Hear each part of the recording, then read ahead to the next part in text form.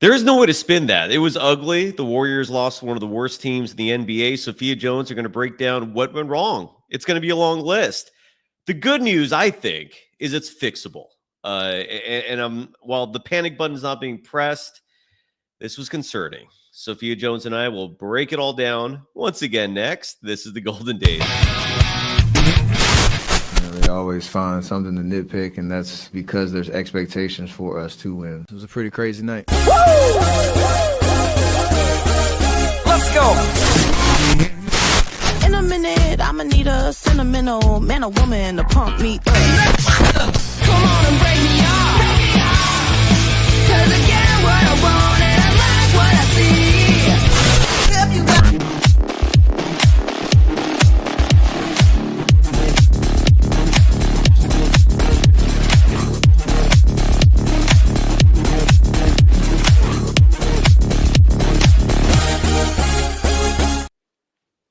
Welcome to the Golden Days. I am one of your two hosts for the evening, Cyrus Saatsaz. You can follow me on Threads and Instagram at DogWild. On Twitter, you can follow me at Surf Journalist. The programs and all social media platforms at Golden Days Pod. Sophia Jones is available on Twitter. You can follow her there at Sophia Jones _2.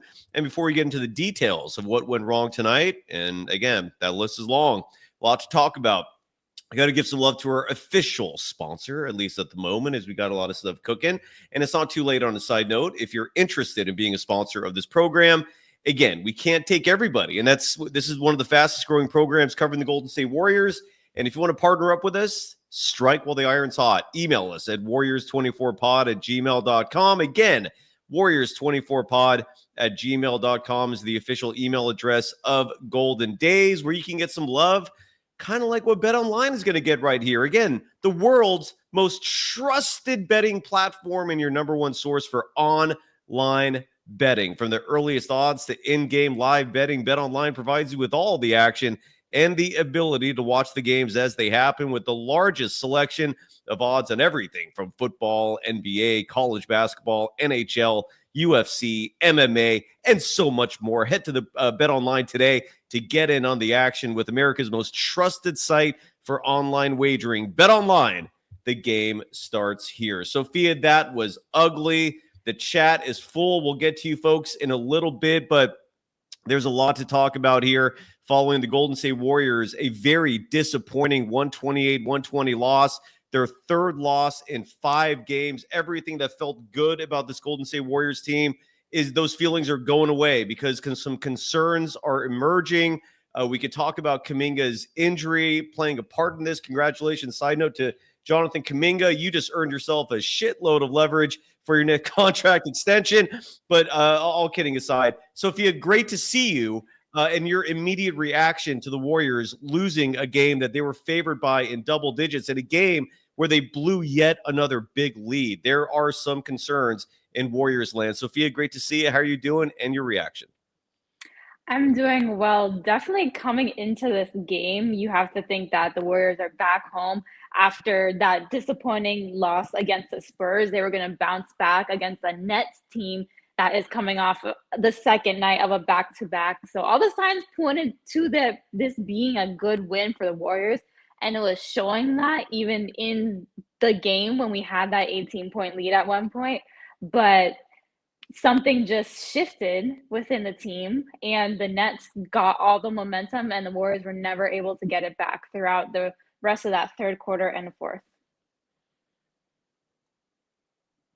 Sorry, I muted myself there. Yeah, it was a brutal game. Excuse me, and a lot to break down. I've got my notes packed up here. Sophia, I'm going to ask you first and foremost, before we get into the negatives, and there's going to be a lot of them because, again, when your team loses 3 of 5 and you've got this heavyweight bout coming up Wednesday night, the OKC Thunder are coming into town, and the way this team's looking right now, I'm not excited about that game. And I feel like one of the only ways you could spin this tonight's affair positively would be to say that the Warriors were maybe looking ahead and when they should have stayed in the present and focused on a Brooklyn Nets team that just a night earlier did beat the Sacramento Kings. The back-to-back's not phasing them. Dub Nation got their firsthand look at Cam Thomas, who, yes, is a scoring machine. Even if I think it remains to be seen whether or not he's going to be a legitimate player in this game for a competitive squad, but he can sure fill up the box score. But Sophia, in terms of positives, was there anything that you saw as a positive from the Golden State Warriors perspective? They scored 120 points, but they gave up 128. I know there's a lot of negatives. We're going to talk about turnovers. We're going to talk about rotations. But on a positive note to start things off, was there anything you saw that you liked?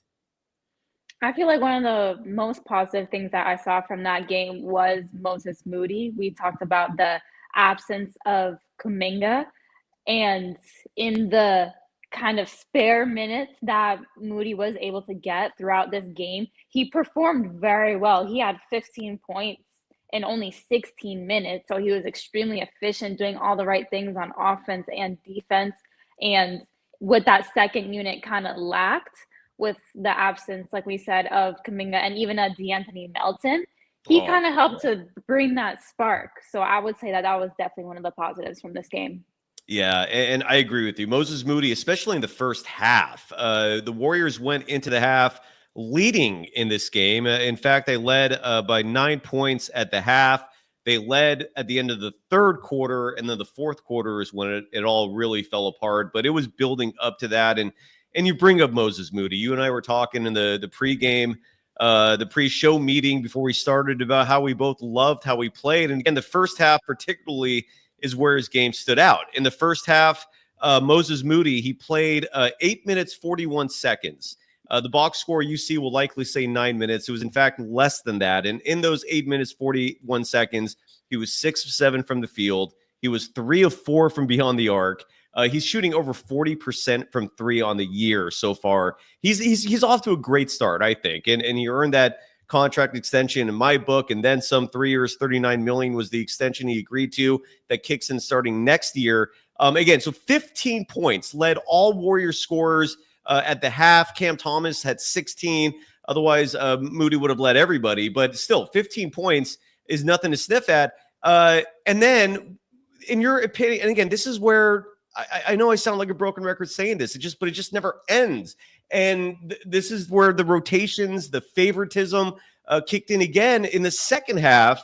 I think he played 3 minutes in the third quarter, 2 minutes in the fourth. I don't see the total game box score yet from the NBA, the one that I rely on that has all the 4 quarters and stuff. But so I'm doing that based off the math. The point is, I personally feel like he was grossly underused.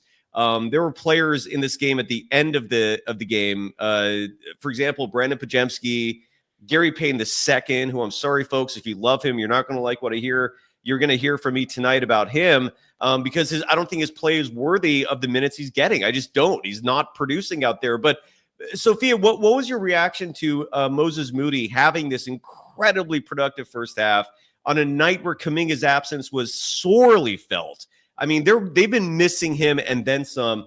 This game particularly, I thought they missed him in the Spurs game as well. A game they don't have a losing streak. This is bad. But what were you thinking when you saw Moses Moody getting sparse minutes in the second half? Like, I was puzzled. I didn't get it. What were you thinking? And do you have any guesses as to why we didn't see Moody much in the second half?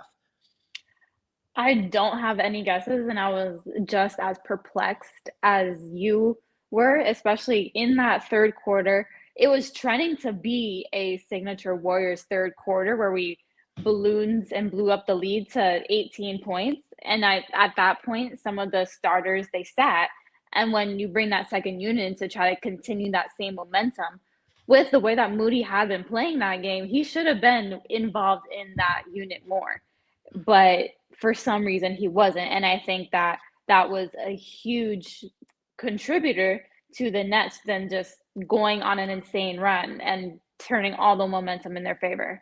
Absolutely. And Moody brings you length. He has like a 7'2" wingspan on top of the 6'5" height, which on the shortest team in the NBA is taller than what it's listed as in terms of perspective. And I don't get why he didn't play in the second half. And there's a couple of folks already contributing in the chat. And if you're dropping money down, obviously we're going to show you some love here. This is a business first and foremost. Truth telling, throwing some money down to force a comment on me. I would not have clicked on this otherwise and displayed it to the public, but you dropped $4.99, and I will read this out loud. Ty Jerome is better than Brandon Podziemski this year, and that is the funniest curveball of the year so far.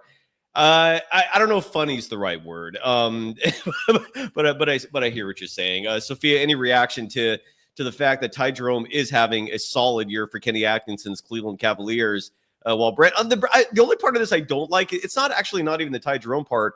It's the fact that Brandon Podziemski was getting some shade thrown on him. I thought that he snapped out of his slump in a lot of ways tonight. He hit a three. I don't think he was the problem, as much as folks may want to target him for the favoritism, for the for having a bad year overall. I didn't think tonight was an example of that. But your reaction nonetheless to that joke there and Podziemski. Yeah, I think the term or the word better suited for the situation would be ironic. Not necessarily funny, but it's just ironic. But I kind of agree where it didn't really feel like as much in some of the past games with Podziemski that he was a little bit a step behind some of the other guys. But like you said, I feel like he went more back to how he used to play last season. Still not to that same level, but to a certain extent, he's getting there. Not enough, I would add, to probably have been in that closing lineup. Yes, excellent point. And that was the only part of Podziemski tonight that I just didn't understand. Was him finishing the game, which obviously that strategy did not pay off. The Warriors lost this game. KY in the chat dropping $2 to write this comment, which is I don't know if it's more accurate, but easier to stomach and read out loud. KY saying, quote, "Are fans finally," in all caps, "ready to admit that the Warriors need Jonathan Kuminga?" My theory on this, Sophia, is that the fans who hate on Kuminga, they're a smaller group than we may perceive them to be, but they are loud and their negativity sticks out. Kuminga has a small group of haters out there. I feel like tonight, I don't think it's going to shut him up, but it should shut him up. Sophia, your thoughts on the fact that these last two games where Kuminga, who tried to give it a go tonight, he was in pregame shoot around to see how he feels. I still don't know what specifically the illness is that's been plaguing him. I don't know. I don't even know if they're still doing the whole reporting COVID thing. It seems like they just treat it like the flu or like anything else now. But regardless, we don't know what's going on. It's a bug. But his absence, I feel like, has been profoundly felt. Sophia, your thoughts? I agree. The claim that the Warriors have been able to make for the majority of their games so far this season is their depth. People have been commenting about the Warriors' depth. And with that second unit, with those guys coming off the bench, Jonathan Kuminga was a huge part of that. He was such a large spark, offensively especially. And it really showed that he wasn't there. It's on offense, just everything looked really discombobulated when the starters were not on the floor. And it almost, in a sense, because things got so messy, when the starters did try to come back in and patch it up, they weren't able to really gain much traction because everything was just going right for the Nets at that point. Yeah, and their shots are falling. Sophia, one thing that's really sticking out to me, and I forgot to write this in my notes, but I want to say now before I forget, and I do think it's important enough to bring up this early in the show, is the Warriors' perimeter defense. I feel like that was a colossally huge issue last year. And their defense this year, at least entering this game, was top 5 in the NBA. And I think a lot of the reason for that was the perimeter defense locking things down tremendously this season. And I'm seeing a regression there these last few games. What I mean by that is opposing shooters being wide open.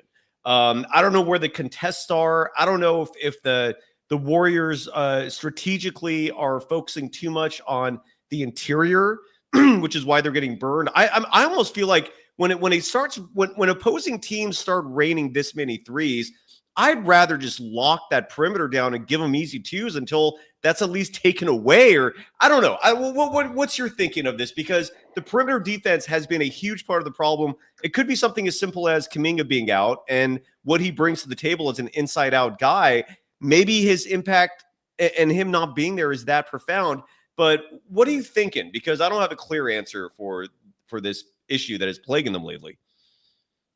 No, it's definitely something that has been pertinent these last couple games. I feel like kind of starting with the loss to the Clippers the other day when they were just unconscious from three, where you could be onto something where in terms of they're giving so much attention to their interior presence because they're vertically challenged. But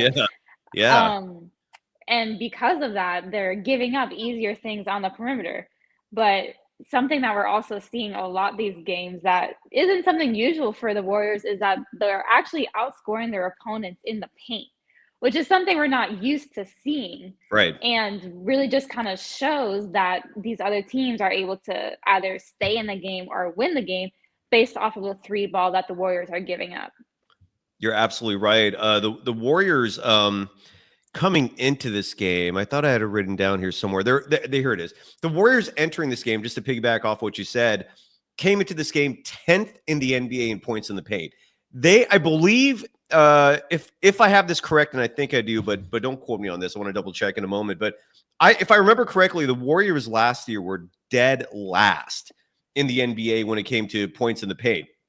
So for them to improve this significantly in that statistic is awesome to see. And that's a drastic improvement. But again, these last two games, we've seen a regression there. And then there's the player that I really want to focus on. And again, I absolutely hate it. But with each passing game, the evidence seems to mount more and more so that GP2 just should not be playing this much. And the fact that I have all these notes that are starting to just turn into its own book in terms of specific instances where GP2 is making mistakes he would not have made in the past. There was yet another missed dunk in this game. This was at the 2:07 mark in the third quarter. Again, he was not missing dunks. He wasn't missing putbacks in years past. I don't remember that, certainly. We're seeing that a lot. If you feel like you've heard me say that before, it's because I have on multiple instances. And that's a sign of a 6'2" guy not having the same hops that he used to have. And then late in the game, the primary reason GP2 plays for the Golden State Warriors and plays in the NBA is because he's supposed to be one of, if not literally, the best perimeter defenders in the game. And what we saw in this game, especially late, and there was a lot of instances, but the one that stuck out to me was Dennis Schroeder, who I don't know if it's a pattern that he routinely eats up the Warriors, but tonight he definitely ate him up. And just to give some perspective statistically, Dennis Schroeder finished this game, played 31 minutes, had 31 points to go with 7 assists. He was 4 of 6 from beyond the arc, also a perfect 7 of 7 from the charity stripe, which is clearly not good. But what really sticks out to me is that GP2 was the defender on him for a lot of those minutes. And at the 3:12 mark, what pretty much cemented this game and finished it was Gary Payton II giving up a bucket +1 to Dennis Schroeder. This was at the 30. With 3:12 remaining in the game, that happened. And again, that was pretty much like the exclamation point for the Brooklyn Nets. This has been a recurring criticism I've had of Steve Kerr, where he relies on his favorites, and his favorites usually, not always, are veterans. And the reason why I say not always is because it does feel like Brandon Podziemski is a favorite of his, and he's just in his second year. But we see a lot more leniency with Podziemski, despite the mistakes he makes. Case in point tonight, closed the game, finished it. I know he had a better night, but is he worthy? Is he deserving of finishing a game where they ultimately did lose? A game that you need that dropped you out of first place in the Western Conference? I don't know, but Gary Payton II certainly has been sticking out to me. And tonight, to me, was a perfect example of where Moses Moody would have been producing much better results, not just offensively, but maybe even defensively, given the height, given the wingspan. it's starting to stick out. I feel like it cost them tonight. They should not have lost a game at home to the Brooklyn Nets. What are your thoughts on the GP2 minutes? Do you think I'm being too harsh about this? Are you seeing the regression there as well? To me, the regression is obvious. There's no doubt in my mind anymore. He's not the same guy. What are your thoughts, Sophia? He's definitely not the same defender that he was a couple years ago. And when you let a player like Dennis Schroeder, who isn't the prolific offensive player necessarily that can single-handedly beat the Warriors, do what he did tonight, it highlights that GP2 maybe should not have received some of those minutes from a longer player like a Moses Moody. And that also kind of goes into something that I noticed throughout more so the second half, where the Warriors became a lot more reactive. So in the first half and in the beginning of the third quarter, they were doing a lot to put pressure on the Nets. And I felt like specifically they were using their height to their advantage because the Nets were down Nick Claxton, so they were small, which is perfect because the Warriors, that's exactly what they want to be able to play against. Mm-hmm. I felt like Trace Jackson Davis gave a lot of good minutes, even Looney and Kyle Anderson, but kind of should have used their length and size more instead of kind of in that fourth quarter and towards the end of the game, be reactive to what the Nets are doing instead of imposing what they want to do in the game. And I feel like within that reactive mentality, that's where you go back to the comfort players of Brandon Pajamski and GP2. This is frustrating. I'm just catching up, multitasking, hearing you. That was you're 100% agree. That was a brilliant analysis there. I'm also reading the chat, seeing what's going on in terms of frustration, which is abound with the Golden State Warriors. Another chat. This was from Kai Phillips dropping $2.99, but there's an A in front of it, so that's some international currency there.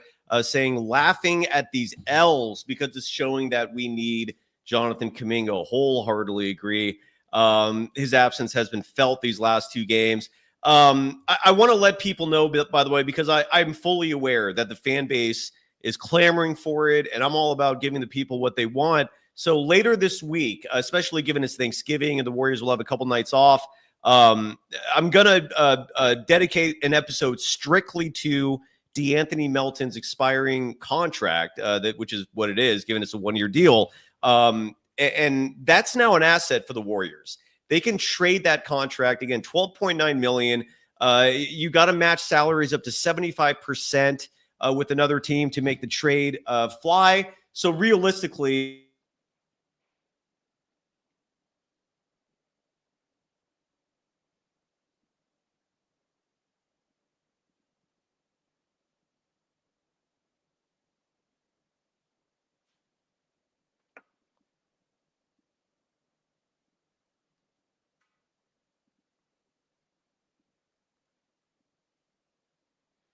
think might have lost there for a second. Just 1 second.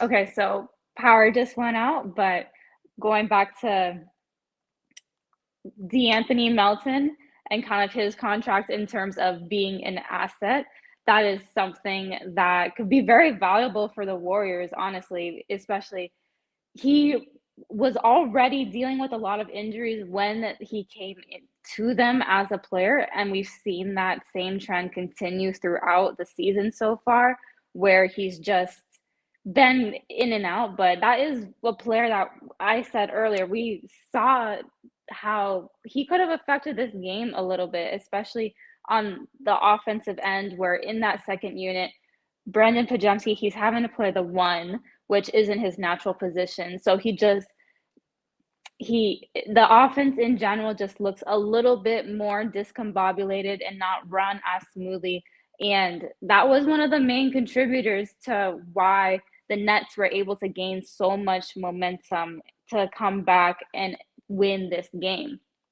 So when you have a player like DeAnthony Melton be able to come in and run that second unit and run the offense a little bit more, that definitely contributes. So he could definitely turn into an asset for the Warriors. But kind of going back to just the overall, how I mentioned where before the Warriors were always able to claim that their depth was their biggest strength in numbers, resurgence of strength in numbers. And with some of these players out, we need those strength in numbers back. And that it was extremely glaring with the absence of Jonathan Kuminga, where he's just able to provide that spark off of the bench.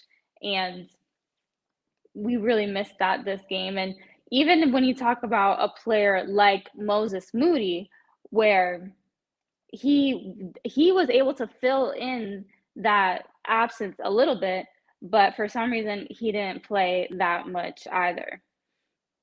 Which exactly.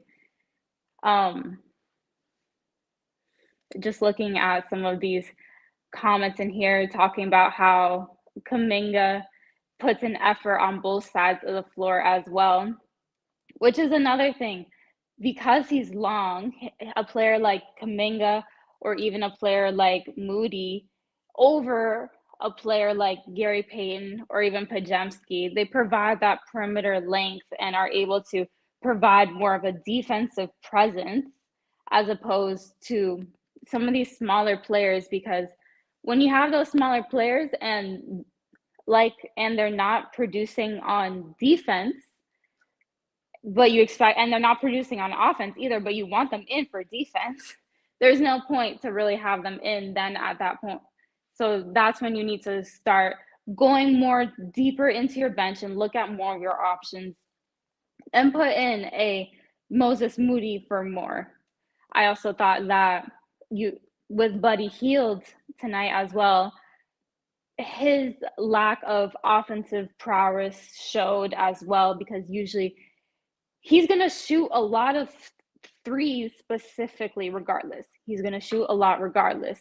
And the fact that he shot a lot but didn't make them, that was another thing that the Warriors are going to have to be conscious of in the future, because he can either come off the bench and really help the team by making a lot of the shots, or he's going to come in and hurt the team because he's missing, and then he's a little bit more of a liability on defense. See, I knew you could cover it. I knew you could handle it. I apologize, folks. We've had some storms hitting the area. By the way, Sophia, did you tell the people that background is real? I don't know if folks are aware of that. That is real. That's incredible. I'm absolutely, yeah. And see what the F is fashion saying that you killed it. Can you just enlighten me on what you talked about so I don't repeat to anyone else and make stuff redundant? Look at Damien LaRoche saying the Sophia show is fire. Sophia, side note, if you ever want to host alone, I'm giving you the reins, okay? If you ever just are bored and are in the mood and you're like, Cy, I feel like hosting. Can I take the mic? It's yours. I'm dead serious. Anytime you want, if you're up for it, you can hold a host a solo show, I promise. But what have you been talking about the last 5 minutes while I was scrambling outside and turning on the generator? Yeah, I'm glad that shtick I got going here. Go ahead, sorry. Yeah, go. I'm glad that people didn't just think I was over here yapping, but talked about how with DeAnthony Melton, it was even noticeable his lack of presence here. Kind of offensively, things look a little discombobulated with that second unit where he wasn't there. Talked about a little bit more just the needed depth of the Warriors to kind of keep showing up again. And the last thing I was talking about was with Buddy Hield, that regardless on any night, he's going to shoot a lot of shots, but he can either help the team by making them or hurt the team by missing and then being a little bit of a liability on defense, which was another thing that I think kind of hurt the Warriors tonight. Great point. That's a great. I'm glad you brought up Buddy Hield, because I was looking at his minutes, and he was one player that even with his struggles, and he's been known throughout his career as being a streaky shooter. All the negatives that we're occasionally seeing is the reason why he was available, is the reason why he doesn't make $30 million a year. It's why he's getting paid approximately 10. But tonight, in the box score, 16 minutes, 44 seconds. And I get it. The shooting wasn't really there tonight. He was 3 of 12 from the field, 2 of 8 from deep, which is good for 25%. That's not great, but it's Buddy Hield. And when you look at the options, the Warriors could have used this shooting. I thought they needed the spacing that he would have provided. Like, did you understand the decision to not play him down the stretch? Because we focused a lot on Moody before I lost power for a second there, but we didn't really talk about Buddy Hield. And again, I could kind of understand because he was struggling shooting, but then when you look at the rest of the roster and who you ended up going with, GP2 and Pods, I would have much preferred Buddy Hield out there. What are your thoughts on that? Especially with Buddy, when he's on that second unit and when things aren't being ran as smoothly, it affects his shot a lot. Those cleaner looks, he's not able to get as often as usual. And that's why we see that reflected in kind of in his shooting percentage a little bit. And he's kind of a player like Steph-ish in the sense that he'll move a lot off ball. And it's not necessarily he'll create his own shot all the time, but that's something that it gets a little bit taking used to playing with, where you could tell that he just didn't really look like he quite fit in sometimes. And that's where some of those shots where they're a little bit more contested because his teammates are getting the ball to him maybe a second late, or they're not setting the screen quite right in the same spot. It's just those little intricacies that sometimes can affect a player's shot. And Julian LEKA in the chat writing that Buddy was choking. Maybe that's a strong word, choking. But he was saying he was struggling in the third quarter. And let me look at the third quarter stats, because I'm guessing what happened in the third is part of the reason why we saw the rotations in the fourth. Like Moses Moody, for example, played 4 minutes, 33 seconds in the third quarter, had 1 field goal attempt. It was a 3-point shot that he missed, and he did get an offensive rebound. And that's it. So I don't have a great memory as to what anything he was doing that stuck out, both positively or negatively. So I didn't see anything bad there that would spook Kerr from playing him again in the fourth quarter. And then Buddy Hield. The stats show that he had a bad third quarter. He was 0-5 from the misses were 3. But again, you don't typically just give up on players. That shouldn't be, especially for a veteran like Buddy Hield. I thought that was a little surprising. I before I got booted out there, and I was talking about the fact that piggybacking off what you were saying about DeAnthony Melton, given he's lost for the year, his absence is felt, I think, routinely. They could have used him tonight. They could have used him in the Clippers. They could have used him for all these games. They're going to miss him, but he is now an asset, and you could trade that contract. You could get something back with that contract in the $12 million range. Again, it has to match up to 75% of the salary, greater or less. And I'm going to host a show dedicated just to who the Warriors could theoretically pursue. You could join me on that show if you want, but just to play it safe, I want to give you the floor now. And if you haven't done research on this, if you don't feel like answering, that's fine. But is there anyone, at least off the top of your head? We saw the Brooklyn Nets tonight. They could be a trade partner for the Warriors. I envision the teams that you could target to trade a contract like Melton's, which is expiring, and that's the only value because he's not going to play again this year. So you're going to have to attach draft picks likely to it. You might have to attach another asset to it to get something back. So with that said, lottery teams seem to be the ideal target, a team to pursue a trade with, because they're not going to mind getting a contract back of a player who is not going to play at all. As long as you throw in a draft pick, you should be fine. And with the Brooklyn Nets, like Cam Johnson seems to be the most ideal target, right? He's got size. I mean, he's a good player, maybe not a great player, but he's serviceable. But who sticks out to you out there? Is there any names that you look at and think to yourself, that would be nice? And I think that's possible. Is there anyone? And if that's a question you don't feel like dealing with, I totally understand, because I just put you on the spot. Yeah, I can't think of too many right off the top of my head, but I do like that Cam Johnson pick, where he's a just good, solid player that Yeah. would offer some size. We talked about perimeter defense. He would provide a little bit of length both inside, but he can also stretch out to the perimeter as well. So that's kind of an interesting get that I think could be potentially beneficial. Absolutely. I don't agree with SoCam Hang in the chat who writes, Jonathan Kuminga has no other skills besides speed. Wholeheartedly disagree with you there. Never mind the fact that I've mentioned repeatedly on the show, he's ambidextrous and can finish just as strong with his left as with his right. But on top of that, he's an excellent finisher. He's an excellent mid-range shooter. He's developing a fadeaway shot. He can handle the ball well enough to bring it up the court and to penetrate at will without turning it over at a clip that is, detrimental to the team. His three-point shooting is not horrible. He's currently, I think, at 31%. And when you take out those first 3 games, which were awful by Kuminga's standards, let alone anyone's, his three-point shooting is closer to 35, 36. You can live with that. As long as it's 33% or higher, you're helping your team. You're not hurting it, regardless of league averages. And then defensively, he's one of the team's best players. I'm guessing, SOCOM, you love Andrew Wiggins. Most people who hate on Kuminga turn around and for some reason, even though like they have nothing to do with each other, they turn around and then they love Andrew Wiggins. Well, how did Wiggins do for you tonight? It wasn't a bad game for him, but it certainly wasn't good enough to carry the Warriors to a win against a hapless Brooklyn Nets team that the Warriors absolutely should have beaten. And just to give you some perspective on Wiggins tonight, 18 points, good. 2 of 4 shooting from deep. Everything's good. He had a good game tonight, added 5 rebounds, but they didn't win. So, I mean, and most of the games that the Warriors have lost have involved Jonathan Kuminga either just not playing, not finishing. I think it's absurd to sit here and slander Jonathan Kuminga like that.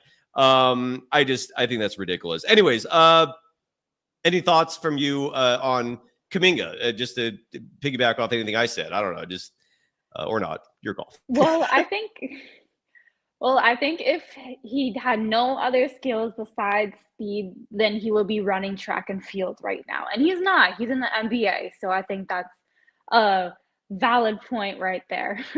Yeah. What do we hear from Steve Kerr? This is courtesy of my former professional home, which is KNBR. And they posted this clip of Steve Kerr. Thank you very much to KNBR for doing this.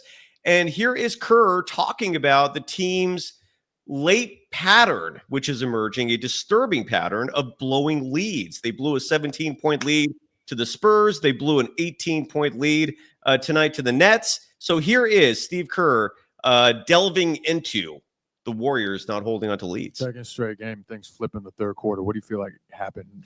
Yeah, it felt like we lost juice again tonight. Big lead, late third, and can't close the deal. So just not a lot of energy, not a lot of force. And, you open up the door for a team in the modern NBA, and they might make 23s like Brooklyn did tonight. And, they did a great job. I give them huge credit. Schroeder was phenomenal tonight. And but that was the key stretch. They took a timeout late third. We're up 18, and we got a chance to put them away, and they go on an immediate 9-0 run. And then it's a game. And then again, with the way teams shoot threes, anything's possible these days. A couple games in a row where the second unit has struggled to get its offense going in the second half. What do you need out of that unit? Why do you think that group's been struggling a little bit in the second half? Well, we need to execute better, and that's that's on me as a coach. So we'll get them in here tomorrow for a practice, which we need, and we'll get back to executing better. But 41 points in the fourth is giving up 41 in the fourth. That's tough to overcome. And I'm glad he took some of the blame himself. But yeah, he's right. 41-point fourth quarter for the Brooklyn Nets. Sophia, your reaction to Steve Kerr's comments? Yeah, I like how he pointed out that there was just kind of an overall lack of energy, which that's something that I feel like I noticed as well, especially because you're having these that second unit come in when there are these big leads. And so the starters and like the main guys, they're sitting for a while. So when they come back in, sometimes it is hard to get yourself back up, especially as some of these guys get older, you get stiffer. That's why Draymond always has the heat packs on him. But that's yeah, definitely a lack of energy. And for offense, you can tell a little bit of the lack of execution.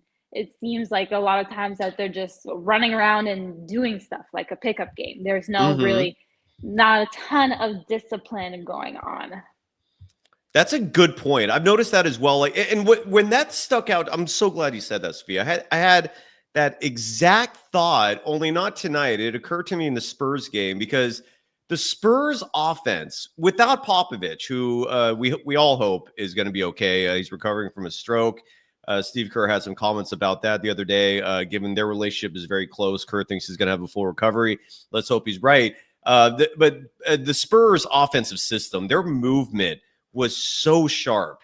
It was so fast. Like everything you saw in that game from the Spurs offensively is exactly what Steve Kerr wants from his team on a night-by-night basis. That level of movement, that the speed of the read and react, right? Like the split-second decisions for passing and shooting. That is what Steve Kerr wants, and the Spurs did it better than the Warriors that game. And tonight, the Nets. Someone in the chat was giving props to the Brooklyn Nets head coach, and rightfully so.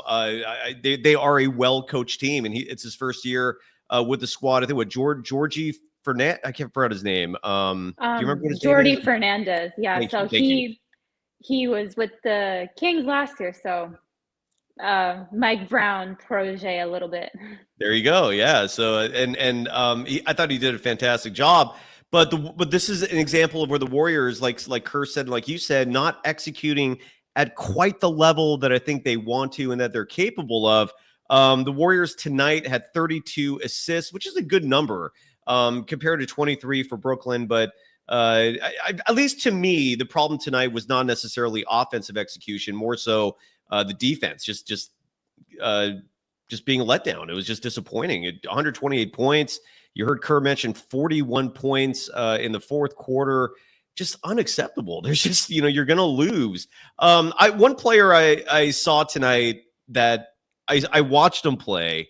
I used to watch him play. I don't watch college basketball that much, Sophia, but I occasionally do. It's just the NBA product has made me, disinterested in college just because of the difference. Then the contrast in play is so drastic. With that said, I remember watching Zaire Williams play at Stanford. I remember seeing brief moments and thinking to myself, this kid could be good. I remember seeing him when he was drafted, after being drafted, I believe 10th overall by the Memphis Grizzlies. He was with the Memphis Grizzlies before he got traded this past offseason to the Nets. And I remember thinking to myself, wow, the Grizzlies got himself a steal here. And then his career regressed a little bit. Like he experienced, I think, a sophomore slump similar to what Brandon Pajemski is experiencing. And then the Grizzlies traded him. They traded him for what they traded him for was virtually nothing. Like I feel like the Warriors could have traded a bag of baked sour cream Lays to get Zaire Williams, and he would have been awesome. And I feel like Zaire going off tonight, he had a great game, was an example of where Jonathan Kuminga was sorely missed. But Sophia, I watch players like that, and every time I see them, I just think to myself, why are the Warriors not loading their team up with guys like that?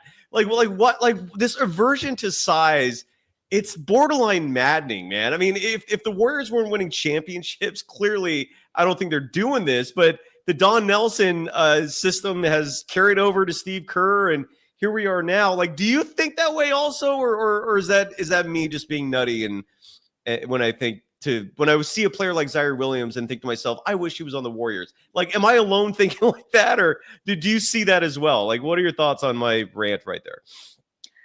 Yeah, it's one of those things where we kind of talked at the kind of before this little bit of a slump for the Warriors, where a lot of the bench players and the depth and the strength in numbers, they just had a lot of really good solid role players that aren't quite playing up to par now, which Yeah. I mean, that's going to fluctuate throughout the season. But when you look at some of those like really good teams, and when the Warriors were playing at their best earlier this season, it's not as much about the superstars as it is just the role players really just playing to their best of their abilities. And that's where you look like to a player like a Zaire Williams, where sometimes those players that you can snag in free agency are more valuable than trying to get the superstars like Paul George, like the Warriors tried to do this past offseason. Yeah, I mean, the Paul George thing, I think a lot of people are happy it did not go down. The Lowry Markkanen one, there might be some regrets about that. I still just dream, fantasize, wondering how he would have looked in a Warriors jersey, let alone how he would have fit. I think it would have been seamless and perfect. But nonetheless, this is the team we have now. The good news is the trade market is there. The deadline is not until February. In a few weeks, a lot of players who are currently not eligible to be traded will become eligible. I believe December 15th is the date when first-year players with teams are eligible to be traded, and the Warriors may be aggressive. Going back to this game tonight, again, the Warriors lose despite leading 86-68 with 6:50 remaining in the third quarter. Do you want to hear from Steve Kerr again? Yeah, let's do it. Here is the audio will not be as good. Whether that's a coincidence between KNBR and the game, the two primary sports talk radio stations in the San Francisco Bay Area. It might just be a coincidence. Who knows? But regardless, the game is who provides this clip, and I don't think the audio is going to be as good. So turn up your speakers or whatever it is you're using to listen to hear Steve Kerr in this clip talking about whether or not there needs to be some changes in terms of the rotation. This is a question that's definitely on a lot of people's minds, and let's hear what Steve Kerr has to say about that. Have you seen anything to make you think you probably need to do anything with the rotation? Is something different, maybe how teams are playing you, that might prompt you to tweak something? I mean, you don't want to overreact, right? I mean, 2 games ago, everyone's feeling great. We're 12-3. We got, big leads in late third in both games. So we have to address what's happened these last 2 games. I don't think it's a fatigue thing. I think it's an execution thing. And so we'll have a practice tomorrow, which would be great. We haven't had one in a week, so tomorrow will be a much needed practice. And we'll have another one Friday, and so this week sets up pretty well for us to actually get a couple of days to execute, and hopefully that'll help us get back on track. All right, so Steve Kerr blaming execution. It was interesting to note there that they're going to have their first practice in a week tomorrow. That does sometimes make a huge difference. In the chat, I'm sorry, Sophia, do you have a reaction to what Kerr just said right there? If you could hear it. Yeah, I was able to hear it. My immediate reaction was that was a very political answer because he didn't really answer the question that the reporter asked. He asked about rotations. He talked about practice and offensive execution, which, I mean, contributed to the overall game, but not necessarily answer the question about players and rotation. Atta girl. That's exactly what I wanted to hear. You're absolutely right. That was a non-answer. And Kerr's a master of that. He really is.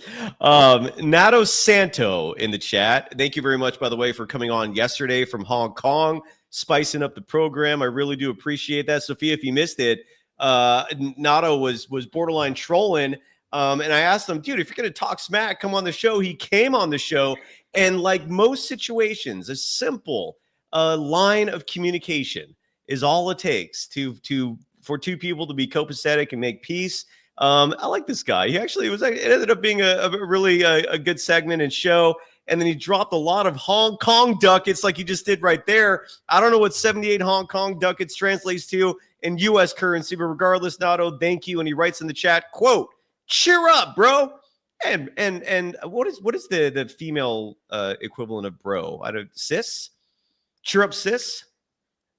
How would you say that? Yeah, yeah. I mean, Is there a word? low key, bro, is kind of gender neutral also in my generation as well. So I'll accept it. All right, there you go. Okay, so cheer up, bro. We have many holes to fill now. Luckily, it is still early in the season. Agree on Gary Payton and Pods. Both should not play ahead of Moody, Draymond, and Kevon Looney. Also need to work on their free throws. We haven't even talked about the free throws, Sophia. I don't, and by the way, Rick Barry was on the show last week. If you missed that episode, go back and watch it. Hearing Rick and watching him lose his mind over the free throw thing is pure quality. When it comes to content, I was holding back my pure massive grin over how much I enjoyed Rick just going crazy watching the Warriors be abysmal with their free throw shooting. They're literally, I'm not exaggerating, this is not hyperbolic, they are dead last in the NBA in free throw shooting. And tonight, what a huge surprise. They were bad again. 64.7% was the team's total free throw percentage. To provide some contrast for you, the Brooklyn Nets made 86.7% of their free throws. There was also a free throw disparity tonight between the two teams. 30 free throw attempts for Brooklyn, 17 for the Warriors. And this is another example of where Jonathan Kuminga is missed because Kuminga leads the Warriors in free throw attempts. So when you don't have him in the game, you're suddenly having less trips to the free throw line. That puts more strain on your defense because they're not set as often. But again, even when they're going to the line, 17 trips to the charity stripe, they only make 11. Some of the folks guilty of not making their free throws tonight: Draymond Green, who is just 1 of 4. Andrew Wiggins was 2 of 3, and then Kevon Looney was 0 of 2 from the free throw line. Sophia, did you notice anything in terms of why there was a disparity? Again, I thought the Warriors are not a very aggressively attacking team to begin with, so which sometimes explains why they have less free throw attempts than the opposition. But Kuminga brings a lot to the table there, statistically and otherwise. I didn't think the refs screwed the Warriors over per se tonight. I don't know what other explanation there was besides the Warriors just not attacking enough, which led to 13 more free throw attempts for the Brooklyn Nets. But still, the Warriors are missing their free throws. You played at San Jose State. I don't know if your coach lost her or his mind. I don't know who your coach was when you were missing free throws. But what are your thoughts on this? Because this is turning into a serious problem. I don't get it. Your thoughts? Yeah, we definitely had a number that we would have to hit, or else we would have to run. What's the I don't number? know if you, a percentage. I forget what percentage we would have to shoot at, but during practices, it would also be a certain percentage as well. But yeah, free throws is a tricky thing because it is one of those areas of the game where it can most of the time it really is mental, because you can stay in the gym forever and shoot a ton of free throws and make them a lot, but in game something just goes awry. And for some reason that's happening with the Warriors this year. And I feel like when you look at players like Draymond, where his percentage is lower this year than it has been, which with experience and kind of more being used to being in those pressure situations, you would expect him to kind of be able to at least match that same level. But even you talked about with Kuminga, he gets to the line. He can pretty much get to the line every single possession if he doesn't score, if he wanted to.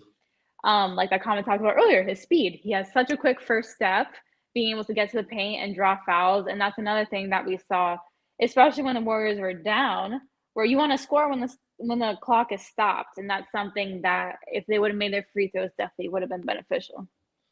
Yeah, and I think Rick in the show last week said that the number if he was coaching the team, the number he would set for players that they have to hit before leaving practice would be 100. And then I think he said in the same show that that's not the requirement that's currently being set. I could be mistaken, but I could have swore I heard somewhere that the Warriors players just have to hit 25. And if that's true, they have to increase that. I mean, practice makes perfect, and that does include free throw shooting, even like you said, when it could sometimes just be, I don't know, was that you or maybe someone in the chat who said sometimes it could just be a mental thing? Or I think it was you. Anyway, so it's annoying. It sucks. What's going on here? I want to see my notes if there's anything else we missed before we start, as we start wrapping this thing up tonight. Oh, one thing I've noticed, and I don't know if this is making a difference or not. This is just something that just randomly, an observation I made, and I wrote it down, and I wanted to bring it up on the show tonight. And maybe it's a good thing that they're doing this, but I'm not seeing the Warriors switch to a zone, like, at all. And the zone can be gimmicky sometimes. It can be a tactic that you use when you just don't have the personnel to run a man D. But sometimes you could also use it just to slow another team's momentum down when they're just scoring at will. And sometimes you just need to use that style of defense just to simplify things for your players, and make it harder for the opponents to get easier buckets. They might, if they're creative, still get open, and you might get them more open threes, but the zone can work in short spurts. And I guess what I'm curious is, like, I don't know if have you noticed that at all? And do you think in certain moments the Warriors could be or should be applying it when other teams are having runs? I don't know if you've noticed it, but I just wanted to bring it up with you to see if you had any thoughts on that. Yeah, I actually, since you brought it up, I can't think of any recent times when I watch games and I noticed that they've pulled out a zone. And I think that sometimes in the past, one of my favorite tactics would be just like an out of timeout zone, just to throw a different look at the team and just leave them a little bit scattered and rattled, Exactly. which sometimes works. Especially against a team like the Nets, where they were just shooting crazy. I don't know if that would have worked this game, because the Achilles heel pretty much to any zone is going to be ball movement and shooting, which is the Nets were doing really well this game. So I don't know if a zone was the right move this game, but could be something to keep on the table a little bit moving forward. But I definitely think that can't throw that in until they get some of these holes in their man-to-man defense under control. Yeah, you're absolutely right. Robert Lost in the chat dropping $4.99. Thank you to have their comment highlighted and addressed, which we will do. Robert writes in the chat, do we need just Kuminga back? Or do we need to make a trade before the deadline? This comment reminded me of something I wanted to bring up as well, because Kuminga's been out the last 2 games. He struggled in the game before that. In case you folks forgot, the Pelicans game was not a good game for him. Part of me, though, wonders if he started falling ill that game, and maybe that is why he struggled, because he didn't look himself. He looked tired, and it also could be just a coincidence. Who knows? But with that said, before the DeAnthony Melton injury, I was perfectly fine not even thinking about a trade. I thought this team was beautifully built, ready for a championship run. They could have competed with anyone. I still didn't flinch that hard at the Melton injury, but it sucked because he was the starting 2 guard, and when he played fantastic basketball. You lose Melton. Now, with Kuminga being out, you suddenly are seeing that while this team is incredibly deep, it's not incredibly deep in their front court. That is an area where there's only a few players who give you size on this roster.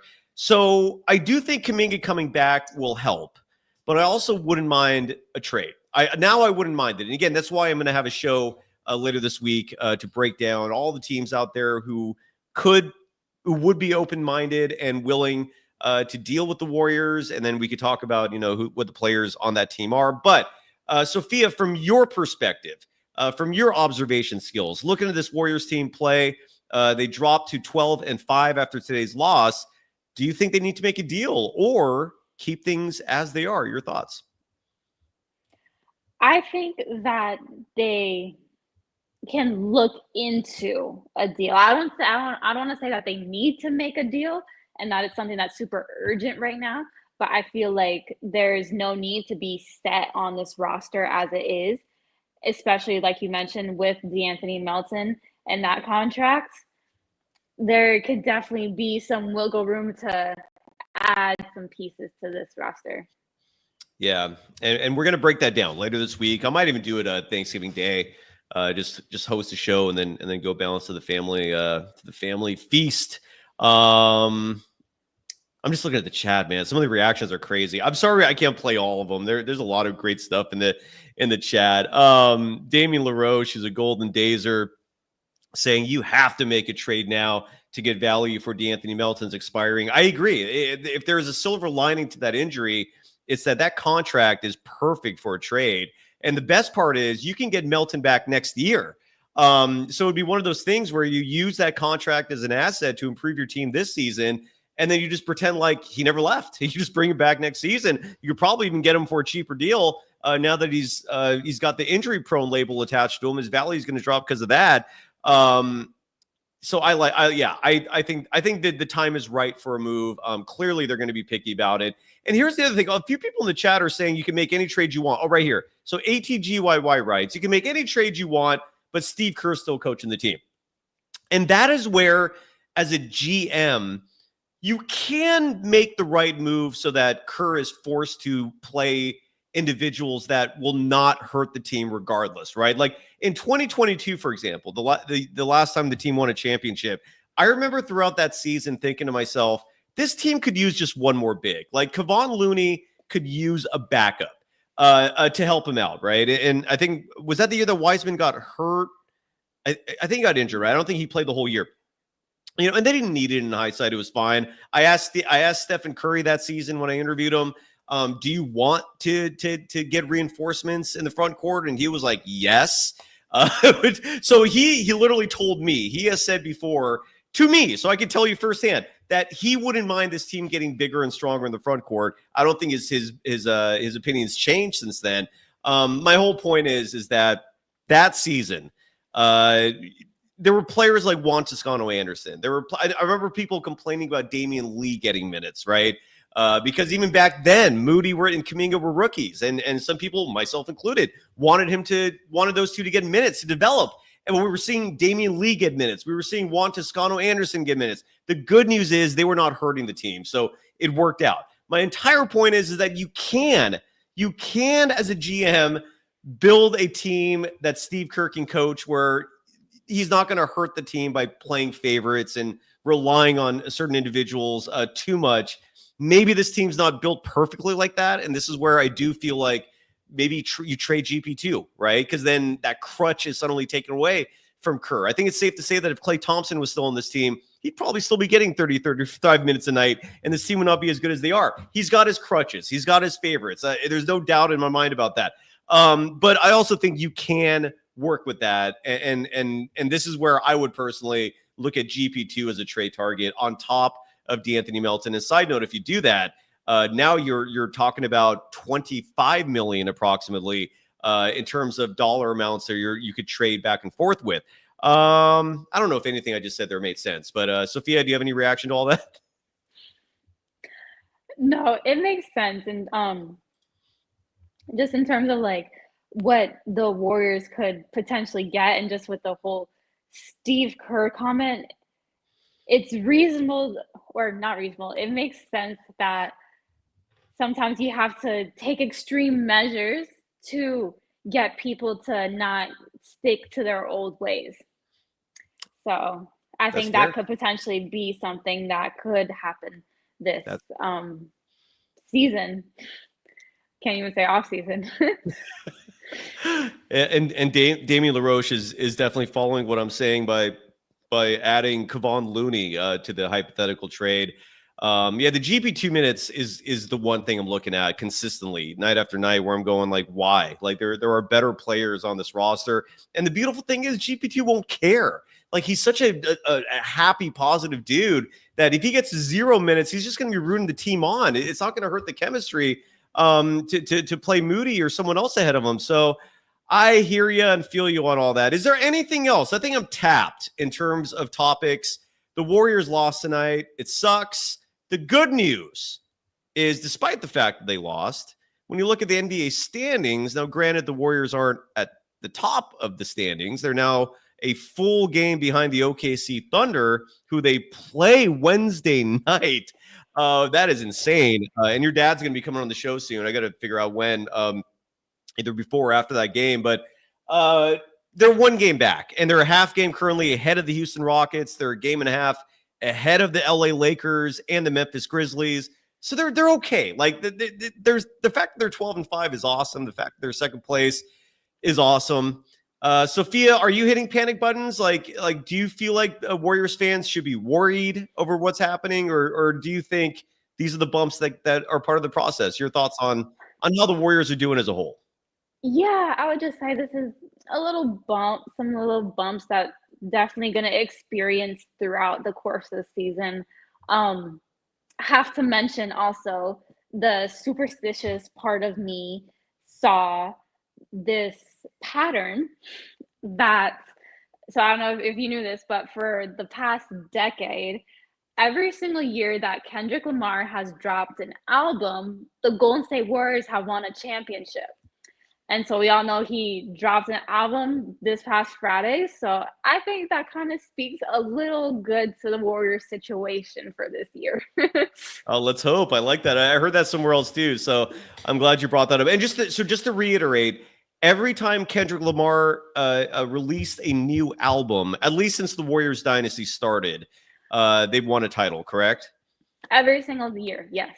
I love it. I love it. Yeah. So yeah, and that's Chef A in the chat writes, what, me worry? Come on now. Come on now. Sophia, your preview for Wednesday. The Warriors play the Thunder. I believe Isaiah Hartenstein is back. I have not seen him play at all. What are you expecting out of the game on Wednesday? The Warriors, hopefully, like you mentioned, if Kuminga wasn't involved a little bit in pregame this game, he'll be able to be back that game. I think that will be huge. They had that win versus them in OKC a little bit ago, but they were without Isaiah Hartenstein, so they were very small. Still think it was a good win for the Warriors. But agreed. Huge, yeah. I think the Warriors still have, like, I think they, especially with the practice tomorrow, like Steve Kerr mentioned in those interviews, and coming off of two disappointing losses, you have to imagine that they're going to want to come out this next game and make a statement. And I think that's what we should look for them to do. Beautiful. Potato Bland, if you don't mind adding, what do you mean by saying Draymond Green even said that on his pod? Said what? I'm very curious. If you don't mind providing context to that spread. Nick the Greek, who throughout the show tonight was trying to convince, failingly so, but he was trying to convince people that Kuminga is not needed. Strongly agree to disagree. And then Potato Bland adding that Isaiah Hartenstein had a double-double tonight in his first game back, a game that the OKC Thunder won at Sacramento. They won 130-109, and I guess that's a good segue to go to our scoreboard, the final segment of the show. And we'll start with that game, largely because I'm curious to know how the Thunder did, the team that the Warriors will play next. Jalen Williams had 28 points in that game. Isaiah Hartenstein, Sophia, I don't like this stat line at all. Trace Jackson-Davis is going to have to step up big time. So is Kevon Looney. Isaiah Hartenstein, 32 minutes in this game, 17 points, 10 rebounds, 8 of 14 from the field, a plus 18 in net rating. Woo! I'm a little worried. I'm not going to lie. Shai Gilgeous-Alexander adding 37. Did your dad call that game tonight? Is he in Sac? You know, he's probably on the Bay Bridge right now driving back to San Francisco from it. He was calling that game. Oh, love it. So Yeah. Just to shed some light to everyone else, I'm personally very curious. As dad is rolling home, is he bringing food with him? Like, are you waiting for an awesome meal, or does he just come in and he's exhausted and is just right to bed? He'll probably come in and then want the TV to be turned on to watch NBA highlights. But I personally am hoping that he brought some popcorn, because me and Steph have this in common, where I like to consider myself a popcorn connoisseur as well. And I actually think that Golden One has some of the best popcorn in the NBA. Really? Yes, actually. I feel very strongly about that. But, You and Steph, yeah, you're I know popcorn junkies. exactly. But Exactly, does the popcorn stay good though? Like if he's coming all the way from SAC, it stays fresh? It does. Ooh, It does actually. Yeah. all But right. so yeah, he'll probably do that, say hi to the dog, and then Oh, probably just wanna crash for the night. I love. Oh, so is the dog with you right now, or does he travel or she travel with your dad? He is staying in right now in San Francisco. So he's Just with for you, like he's somewhere. yeah, just for Thanksgiving, we're having the family over here. That is awesome. All right. Yeah. So that's good stuff. So, and again, Mark Jones will join the program soon. I gotta talk to your dad and figure out when we're going to do that. But besides calling ESPN games, he's also the voice for the most part of the Sacramento Kings. And then I believe on nights when ESPN assigns him to a game, then some backup guy fills in, right? Is that how it normally goes? Yeah, my dad's actually I think my dad's listening right now, and he texted me, he said he's on the bridge, so I was right. And he said that he got my popcorn, so my dad knows me very well. So he Yay! brought me my popcorn. There you And go, he said Dad. That's a hi. good dad. That's a good dad. I love He it. is, yeah, he's okay. Oh yeah, Mark, you just texted me in case you forgot to turn my phone off. All right, I'll get back to you very soon. That is awesome. Coast to Coast in the chat, dropping $9.99, writing. And I think this is astute. I've said this as well before. Coast to Coast saying, quote, Kerr doesn't know how to coach rookies. The FIBA Cup was proof of it. The Olympics was full of veteran talents, and they barely made it. Yeah, the Serbia game was sketch. Kerr thinks Moody and Kuminga needs to spend 3 years before they can play, although this is year 4. I think the point is that Kerr, he's trying to make Coast to Coast, and your point is well received that Kerr does not excel when it comes to coaching young players. And just to add to that, he's never developed a young player into a star. I mean, when you look at the track record, Kevon Looney was drafted by the Warriors since Kerr took over. And I think he is the success story for Steve Kerr, but he's also not a star. I mean, you know, he's a good role player. Jordan Poole, we all saw how that went. That was going in a nice trajectory upwards. And then Draymond Green punched him, and that was that.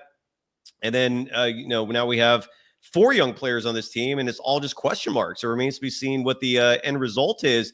Sophia, what is your take on developing young players? Is this a blemish on Kerr's record, or do you have a differing opinion? Your thoughts? It is something that kind of sticks out a little bit in terms of he's been able to develop solid players, but when we talk about stars, he doesn't have many names to put on a resume.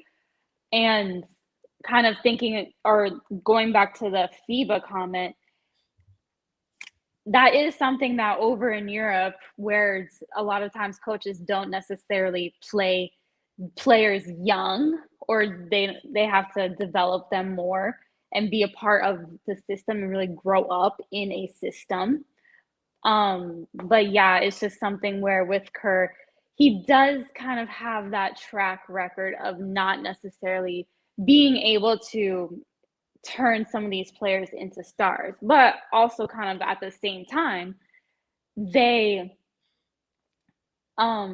with the Warriors team, they haven't really needed to develop some of these players into stars when you already have Steph Curry on the team, where there are these really like dynastic players that you just need them to play into a role and into that system and not fill shoes necessarily. I'm totally with you. And the thing is, you're absolutely right. He hasn't really needed to. He needs to now. I do think the fate of this team is tied in with the 4 youngsters and how they play this year. And they have to reach a certain level if this team is going to ride them and the team collectively as a whole towards success at the end of the season. Yeah, it's a tough one, and that's always been one of my biggest points of consternation regarding Kerr. Is he's clearly a brilliant coach, and you see what he's taken from Popovich. You've seen what he's taken from Ted Winters / Phil Jackson. But it's just the personnel. It's the personnel decisions and then the development of the young players. That he just hasn't proven himself to me yet in those departments. And that's always been a holdup for me. But again, I've also said this: if they win a 5th championship this year, he's completely immune from criticism for the rest of my days. And I'm getting a Steve Kerr tattoo. So we shall see. Coast to Coast dropping another $9.99, adding that Stephen Curry and Draymond Green spent 3 years before they were good. But he was forgetting that hopefully I'm saying this correctly, but he was forgetting that Kuminga is not Steph. Kuminga was good in his first year, but he refused to acknowledge it, which lowers Kuminga and Moody's self-esteem. Confidence building is a very fair point of critique. I do agree with that. I sometimes worry about these two in terms of their confidence, and they're so young. Like you have to like everyone. Like what I've learned as a teacher, Sophia, is every individual is different. There is no blanket approach that works for a collective of individuals, whether it's a classroom, whether it's a team. You have to treat everybody differently just because everyone is different. And one approach will not work for every individual person. And what I mean by that is when it comes to Kuminga and Moody, the old style tactics that may have worked 30 years ago, like the tough love approach, which I've seen a lot of coaches instill. I don't know if that works today. And I had to learn that the hard way my early years in teaching, and I had to adjust. And I do think Kerr needs to also adjust a little bit with these young players. Do you have any advice for Steve Kerr as someone who just recently finished playing D1 basketball for San Jose State? Do you think I'm wrong? Your thoughts? Yeah, I would just say in terms of with the whole confidence aspect, when these players are doing well and showing what they can do, reward that.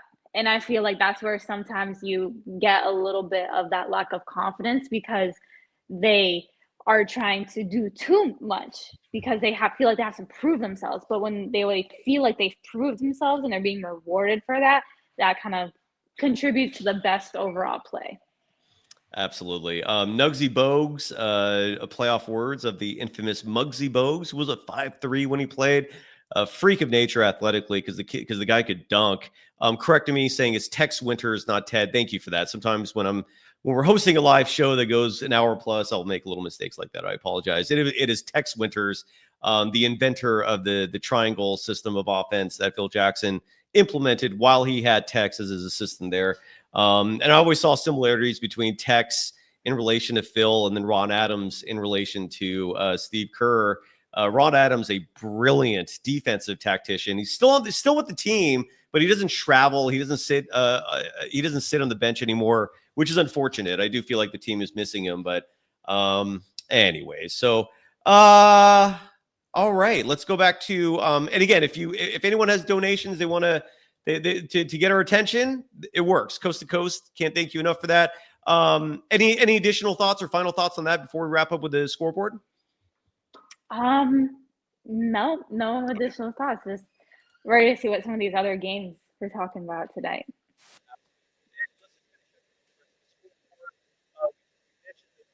Beating the Kings 130.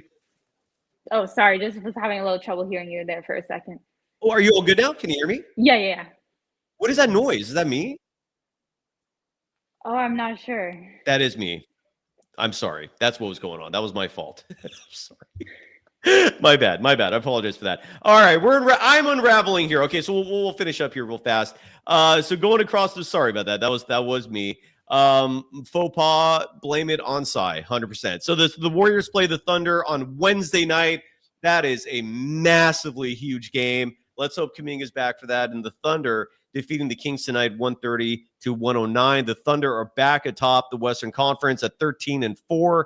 The Kings dropped to 8-10. Sophia, I was bringing up earlier today, I think on Twitter, how the absence of Harrison Barnes, to me, drastically underrated in terms of the impact on the Sacramento Kings. People keep trying to find a reason for why they're struggling this season, but I don't think it's a coincidence that he left the Kings and they're struggling. He goes to the Spurs, and the Spurs I believe, are 2 games better than the Kings now.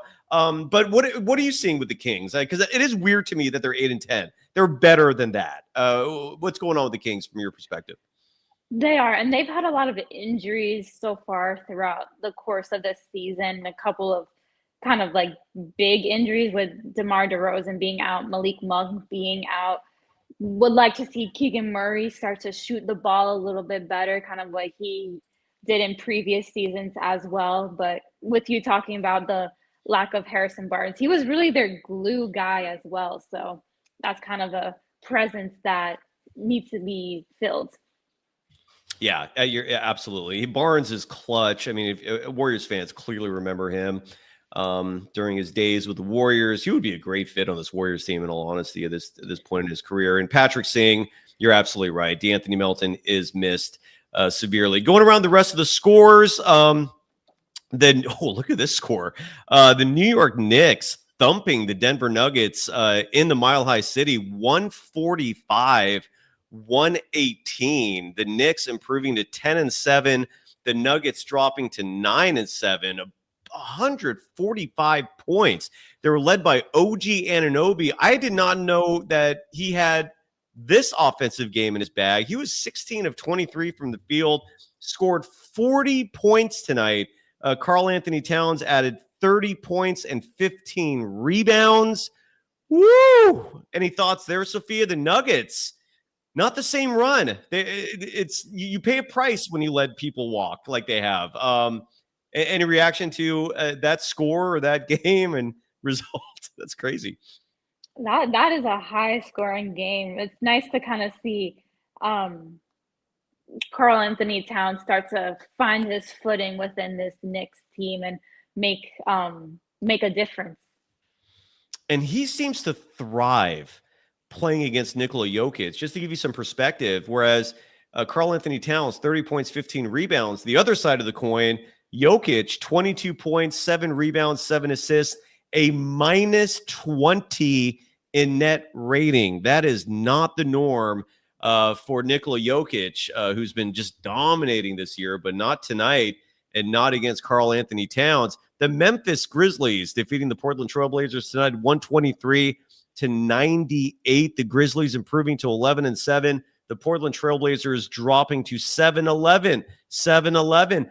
John Morant, 22 points, 11 assists. Highly recommend watching those highlights. There was a pass he made that was all-time highlight reel. Then there was a monster dunk in that same game. I don't know if you had a chance to see that, Sophia, but John Morant was looking like the stud he is tonight. Did you see that? Did you see his highlights? I didn't. I'll definitely have to go watch, though. He is when your dad comes always home, a player worth of making that effort. Totally. When your dad comes home tonight, if he's watching NBA highlights, sit down with him and make sure you specifically watch Ja. He was insane tonight. Kudos to him. The Boston Celtics taking care of business at home against an LA Clippers team that is playing way better than I think anyone imagined, but not tonight. The Celtics defeating them 126-94. Boston improves to 15-3 on the year. The Clippers dropped to 11-8. Zubac had 23 points, 10 rebounds in the loss. Derek White, 19 points and 7 assists in the win. The Dallas, and Sophia, please jump in at any point if you want to add any commentary. Otherwise, I'll just keep flying through these. The Dallas Mavericks defeated the Atlanta Hawks in Atlanta tonight, 129-119. Kyrie Irving, 32.7 rebounds, 6 assists in the win. Jalen Johnson, 28 points, 11 rebounds, 3 steals, in the loss. Klay Thompson, I'm just really curious to see how he did tonight in the game. Did not play. I don't know why he didn't play. Do you know why he didn't play? I don't. Oh, well, he didn't play. So there you go.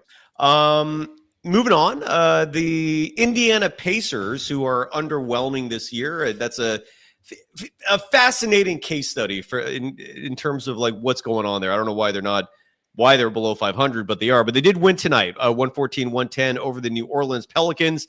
The Pacers are now 8-10 on the year. The Pelicans dropped to 4-14. Tyrese Halliburton, 34 points, 13 assists, and 3 steals in the win. Elfrid Payton, Sophia, I don't know if you noticed that.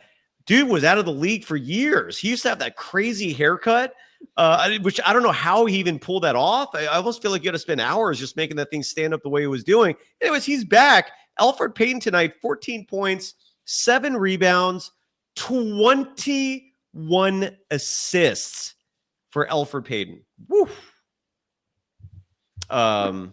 The Detroit Pistons, 2 more games, and then we're done. The Detroit Pistons defeated the Toronto Raptors in one of the most lowest rated games in NBA history. I made that part up. But nonetheless, Detroit winning 102-100 over Toronto to improve to 8-11 on the year. The Raptors dropped to 4-14. Jaden Ivey, 25 points, 8 assists in the win. Scotty Barnes, who is back, 31 points, 14 rebounds, 7 assists in the loss. That's the kind of stat line that I think everyone who loves the Warriors wants to see from Jonathan Kuminga sooner than later. And last but not least, the Orlando Magic defeating the Charlotte Hornets in Charlotte, 95-84. That was a defensive battle. The Magic improved to 12-7. The Hornets dropped to 6-11. Franz Wagner, 21 points, 7 assists, 4 steals in the win. LaMelo Ball, he could have been a Warrior, Sophia. 44 points, 9 rebounds, 7 assists for the player that was not taken. Instead, the Warriors selected James Wiseman. That's it. Any final thoughts? Oh, here we go. Chef A real fast, by the way, saying Clay did not play tonight due to plantar fasciitis in his left foot. Have you ever had plantar fasciitis before, Sophia? No, but my boyfriend who plays professionally overseas has had it before, and it is not fun. It is not. I've had it.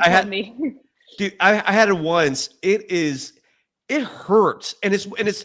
Dude, I remember it was borderline debilitating. There's nothing you could do. I never understand when pro athletes get this and they're playing like a week later, because you have to just stretch your foot endlessly. There is no timetable in terms of how long it's going to take to heal. Like, I had it for like 6 months. For 6 months of my life, I was just limping and like wondering if this was ever going to heal. And then all of a sudden it was healed. Awful injury. But yeah, so that's why Clay missed it. I'm sorry about your boyfriend. That's rough. Is he playing through it, or is he out? Like, no, he had it like a while back, but just like, yeah, I from experience, by just knowing him, I guess. And last but not least, and we'll end the show on this note. And Sophia, fantastic job tonight, especially covering for me while I'm dealing with the power outage. You did, from what everyone said, you were phenomenal, and I believe them easily. Ray 1953. Bringing up a player that a few people in the chat brought up. I apologize for not getting to it sooner. But Quinton Post for the Santa Cruz Warriors, according to Ray 1953, I have not confirmed this myself. He writes that Quinton Post is averaging 17 points per game, 9.8 rebounds, 2.4 assists in very limited action so far. The G League season is still very young, but those are great stats. Everything I'm hearing is that he just is not ready to play a real NBA minutes, but I also don't see how it can't hurt to at least have him play garbage time or just to see what he looks like out there. I don't know. What I'm hearing is he's still too raw. That's, who knows what the truth is. But do you have any thoughts on Quinton Post as we wrap up the show? I agree. He has the potential, just needs to develop a little bit more. Hopefully when the Warriors figure out how not to blow leads in the future, he can get some of those garbage time minutes to play on an NBA team and court. Could you imagine, Sophia, Ken Mamba writing, could you imagine if the Warriors had Karl Anthony Towns? It would be such a difference maker. It would. I don't want to think about that because it's just going to frustrate me. But yeah, it would be absolutely incredible. Any final thoughts? Are we done? Are we good? Anything you want to add? No, I think that we're good. You killed it tonight, and like you do every show, Sophia. And I've said this before, but I'll say it again. Literally every week you improve, and just keep it up. You're doing a fantastic job. How is USF going, by the way? Before we go, are you loving it? Like, describe your experience being one of the primary reporters, broadcasters covering the USF Dons. Yeah, so I do analyst for the women's team on our broadcasts, and right now we're off to a solid start. A lot of room to improve, but we're about to kind of have a little bit of an East Coast trip coming up. So definitely stay tuned in for that. And on the men's side, the men's team is doing very solid this year as well. Are you promoting your action like anywhere or no? I was gonna say like are you tweeting when you're covering the Dawn so people can keep up with the action? Is there a way that people can watch you? So our consistently? games, yeah. So our games, all our home games, and we're in the West Coast Conference, so all those games will be broadcasted on ESPN Plus. So if you have the app, you can watch the games in that way. There you go. Ken Mamba, no, he's bringing up Corey Joseph. That's when you know it's time to go. Thank you, everybody. Sophia, you rule. Sophia's dad is going to join the program soon. Hopefully, Mark Jones. Stay tuned for that. Wednesday at the absolute latest will be the next show, Warriors and Thunder postgame. I stand corrected. That morning, Damon, Bruce, and I will be on at 11, and there will be a show. Maybe it'll be that show with Damon where we're going to talk about who the Warriors could trade DeAnthony Melton in that expiring deal for, because I am thinking they got to do something. I don't think this team, especially with the Melton injury, I don't think it would hurt to add a little reinforcements, but we shall see. Sophia, you rule. Thank you, folks.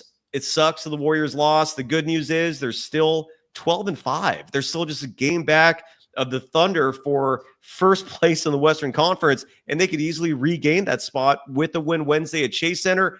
Don't be surprised if that happens. That's all I'll say. Don't be surprised. This team, when there is very resilient, and they oftentimes do come back and play their best against different competition. So we shall see, even though today's loss sucked. Until then, follow Sophia Jones on Twitter at @SophiaJones_2. Thank you, Sophia. Thank you, everybody. Sorry they lost. I hope you had fun regardless. Bye-bye.